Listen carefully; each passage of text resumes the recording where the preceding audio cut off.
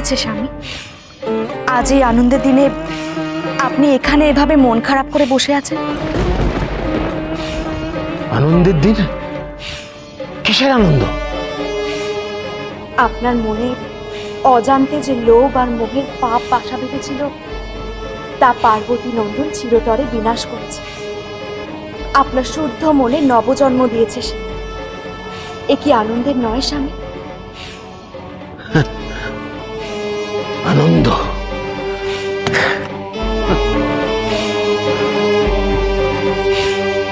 আনন্দের দিনই বটে ভদ্রা। আমি হলাম ধনরাজ কুবের। ত্রিভুবনের ধন ঐশ্বর্য আমার হাতের মুঠোয়। আর সেই আমাকে কিনা দেবতাদের সামনে মাথা নত করতে হলো, অপমানিত হতে হলো, অসম্মানিত হতে হলো। আর তুমি সবকিছুর মধ্যে আনন্দ খুঁজে পেলে। আমার অপমান, আমার অসম্মান, এগুলো কিচ্ছু তোমার চোখে পড়ল না।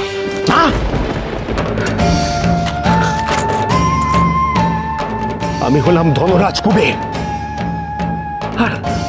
আর সেই আমাকে কিনা দেবতাদের সামনে মাথা নত করতে হলো।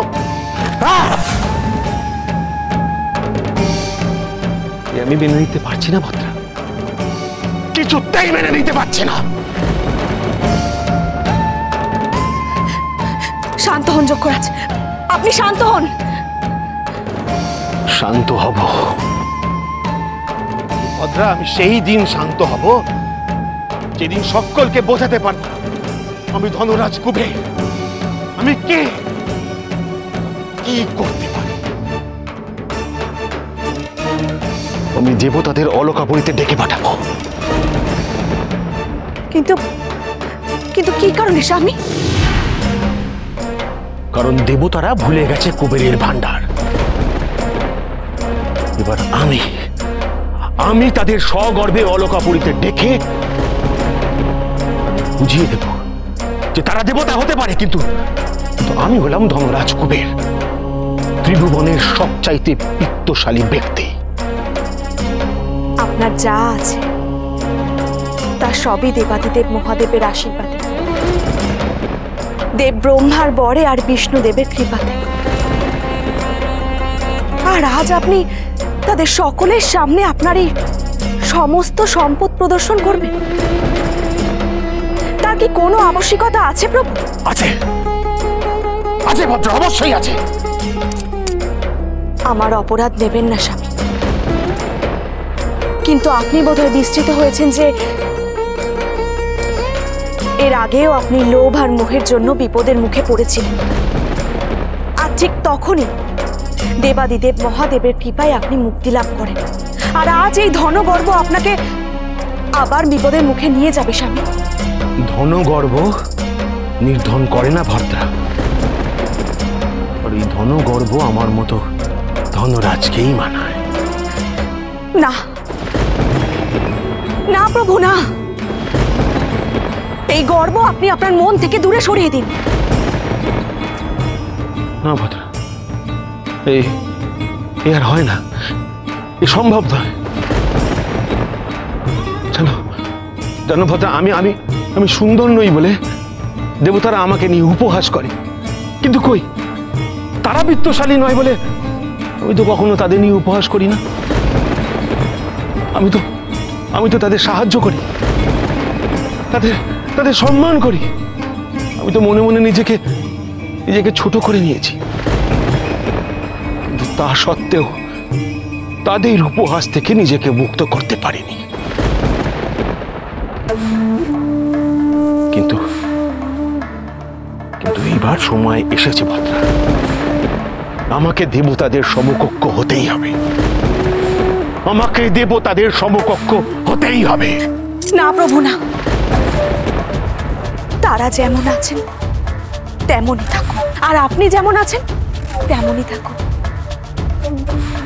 না ভদ্রা, তার হয় না ভদ্রা।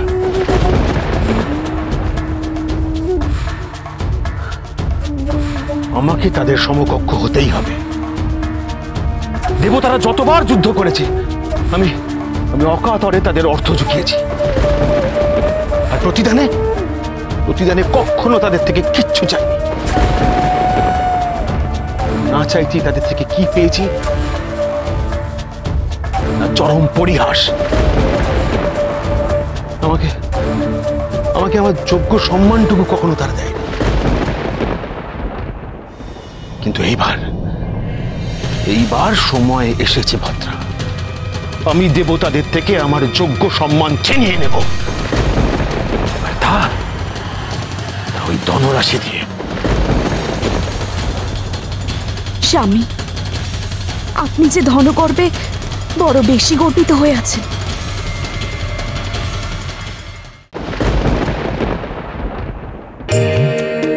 তোমার মনে কিছু প্রশ্ন জেগেছে, তাই না পুত্র? হ্যাঁ, কিন্তু আপনি তা জানলেন কি করে? তোমার পিতা যে অন্তর্যামী, তিনি সবার মনের কথা বুঝতে পারেন। তাই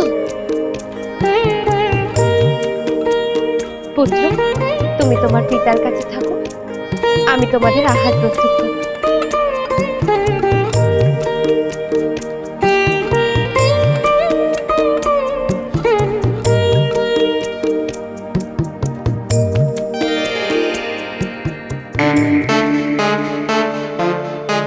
আমন্ত্রণ আপনার প্রাসাদে। কোন উৎসব উপলক্ষে যক্ষরাজ? ধনরাজ কুবেরের প্রাসাদে আমন্ত্রণের জন্য কোন রকম উপলক্ষ লাগে না দেবরাজ। তাই তো আমি আমার পুষ্পক রথে চড়ে আপনাদের সকলকে আমন্ত্রণ জানাতে এসেছি।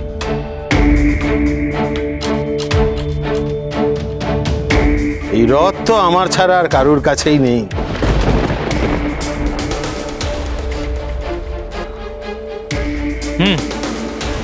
তা বটে। যক্ষরাজ, আর কারা কারা আমন্ত্রিত? স্বর্গরাজ্য ছাড়াও ত্রিদেব সস্ত্রীক আমন্ত্রিত। আপনারাও দয়া করে সস্ত্রীক আসবেন। দেবী পার্বতীও আসছেন?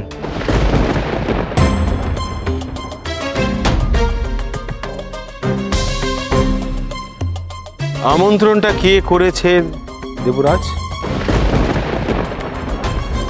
স্বয়ং ধনরাজ কুবের। আর তার আমন্ত্রণকে উপেক্ষা করবেন?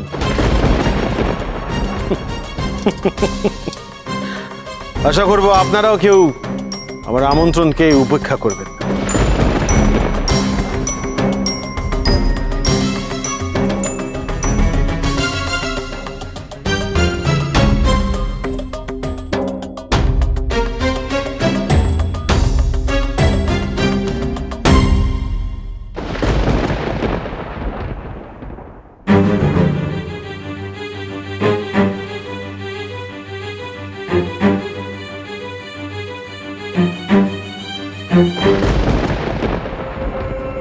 পক্ষীরাজ ঘোড়ায় টানা এক এবং অদ্বিতীয় পুষ্পক রথ, আর তাই যক্ষরাজের এত অহংকার। এই রথটা যদি কেউ কেড়ে নেয় খুব ভালো হয়। রথ থেকে কুবের পড়ে গেলে ভালো হয়।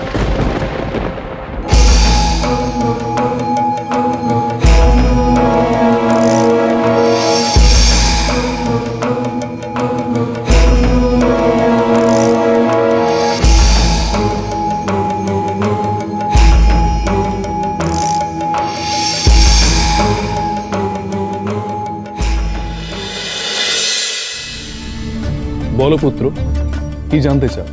লোভ আর মোহ মানে কি? বুঝেছি, যক্ষরাজের মনে লোভ আর মোহ কেন জন্ম নিয়েছে তাই তুমি জানতে চাও, তাই তো? হ্যাঁ পিতা। পুত্র, কেবলমাত্র যক্ষরাজের মনে নয়, সকলের মনেই লোভ আর মোহের জন্ম হয়। কেন পিতা? ওসব মন তো কেন জন্ম না? এই জগতে যেমন আলো রয়েছে, আঁধার রয়েছে, ঠিক তেমনই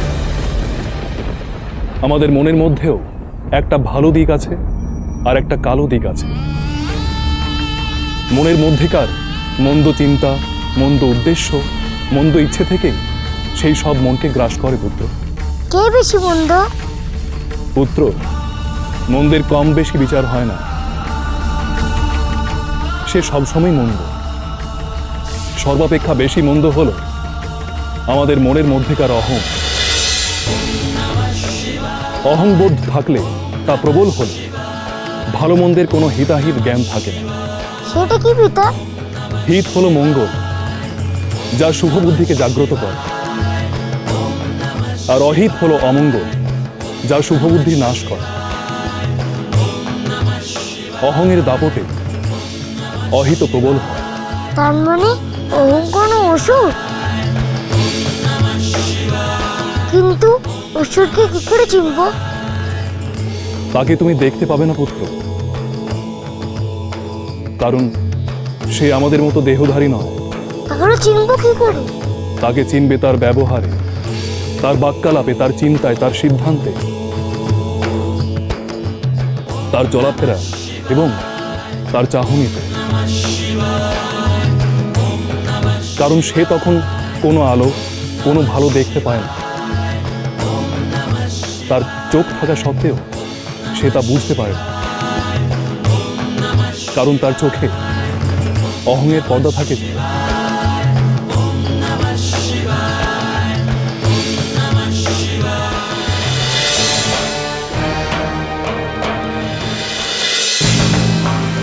পথ ছাড়ো, আমার পথ রোধ করো না। আপনার এখনো শিক্ষা হয়নি? এত অন্যায় করার পর এখানে আসতে সাহস হলো?